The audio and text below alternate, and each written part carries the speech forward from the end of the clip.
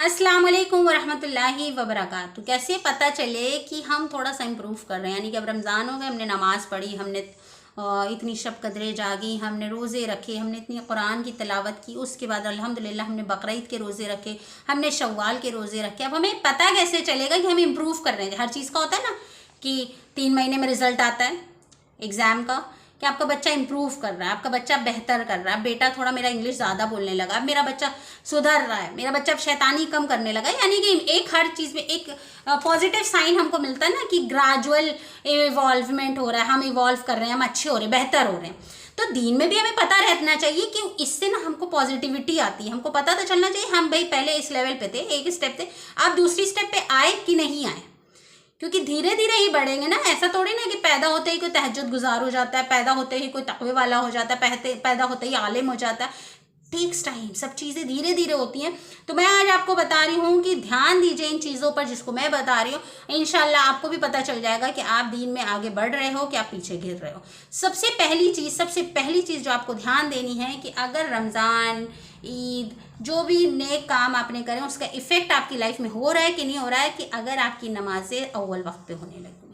सबसे बेहतरीन अपने आप को जज करने का तरीका यही है, क्योंकि नबी अकरम सल्लल्लाहु अलैहि वसल्लम ने इरशाद फरमाया कि अल्लाह सुब्हानहू तआला को सबसे ज़्यादा पसंदीदा अमल वो है कि नमाज को अव्वल वक्त में पढ़ा जाए, यानी कि नमाज को टाइम पे पढ़ना। ऐसा नहीं है कि ज़ोहर की अजान अगर 1 बजे होती है तो हम नमाज 1:30, 2, 2:30, 3 बजे तक पढ़ते हैं, आखिरी वक्त अरे अभी ज़ोहर का टाइम है, अभी ज़ोहर का टाइम है। ये नमाज नहीं है।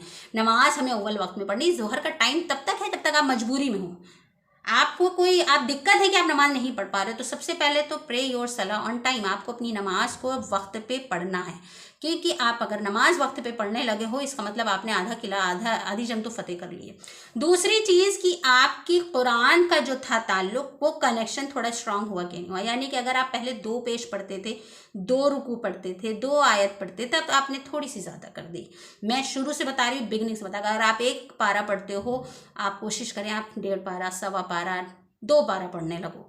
अगर आप तर्जुमा नहीं पढ़ते तो 5 लाइन का रोज़ मैं तर्जुमा पढ़ता हूँ, सिर्फ 5 लाइन का। 5 लाइन से ज़्यादा का मैं स्टार्टिंग में नहीं बता रही हूँ। So you should start doing that. तीसरी चीज़ हमें करनी है वो है कि हमें तौबा ज़्यादा करनी है। हमारी तौबा में इजाफा हुआ कि नहीं हुआ।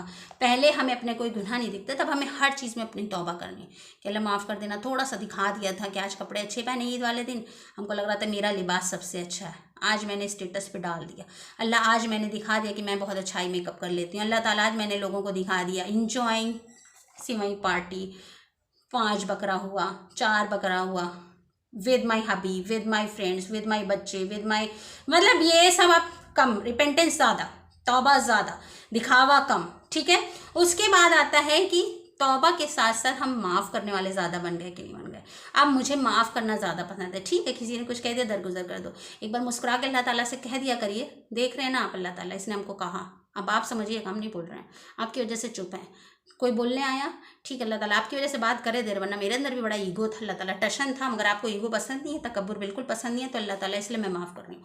फिर उसके बाद है अल्लाह सुब्हानहू तआला की ज़्यादा से ज़्यादा याद करना। रिमेंबर ज़िक्र वला ज़िक्रुल्लाहि तत्मइन्नुल क़ुलूब। अगर आपके दिल को सुकून चाहिए तो आप ज़िक्र में मशगूल हो जाइए, क्योंकि अल्लाह की याद से बढ़कर कुछ नहीं है। अल्लाह ताला खुद कुरान पाक में इरशाद फरमा ले कि ज़िक्र से बड़ा कुछ नहीं है। अल्लाह सुब्हानहू तआला की याद बड़ी चीज़ है।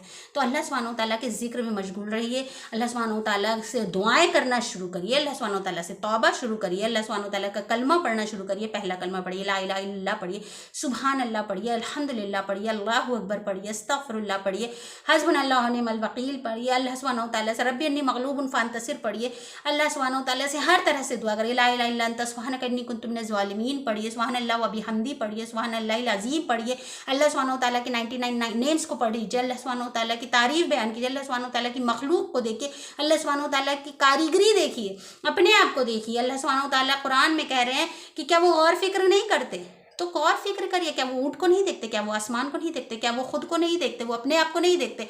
क्या वो पेड़ पौधे को नहीं देखते? अल्लाह सुब्हानहू तआला का क्या। और अब तो हम अल्हम्दुलिल्लाह उस टेक्नोलॉजी में जी रहे कि हमको तो और चीज़ें पता हैं। पहले के लोगों को तो पता ही नहीं था कि प्लांट्स कैन रेस्पायर, प्लांट्स सांस भी लेते हैं। पहले के लोगों को नहीं पता था कि वो फोटोसिंथेसिस से अपना खाना भी बनाते हैं।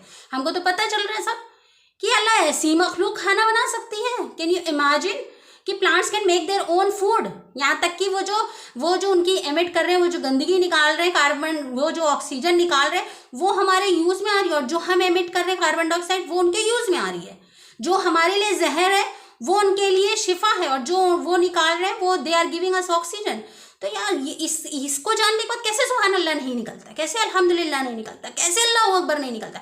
क्योंकि हम फिक्र नहीं करते, क्योंकि हम ध्यान नहीं देते। तो अभी ध्यान देना ज़्यादा करना है, और उसके बाद शुक्र करना सबसे ज़्यादा। अल्लाह सुब्हानहू तआला बहुत कुछ दे दिया, अल्हम्दुलिल्लाह। अल्लाह दाऊद अलैहिस्सलाम ने जब कहा था ना कि अल्लाह मैं शुक्र नहीं कर सकता जितना तूने दे दिया है, आज हमें भी उसी चीज़ के अल्लाह जितना दे दिया, आज औरतों को तो ज़्यादा शुक्र अदा करना चाहिए कि अल्लाह सुब्हानहू तआला ने आपको डायपर युग में पैदा करा है। अगर आपके पास डायपर नहीं होता तो हमारी अम्मी लोग की तरह हम भी 10 कपड़ा सुखा के वॉशरूम बच्चे जाते रहते, हम अपने आप को साफ़ करते रहते, या तो नमाज़ें क़ज़ा करते या हर वक्त बाथरूम में बैठ के चादरें धो रहे होते।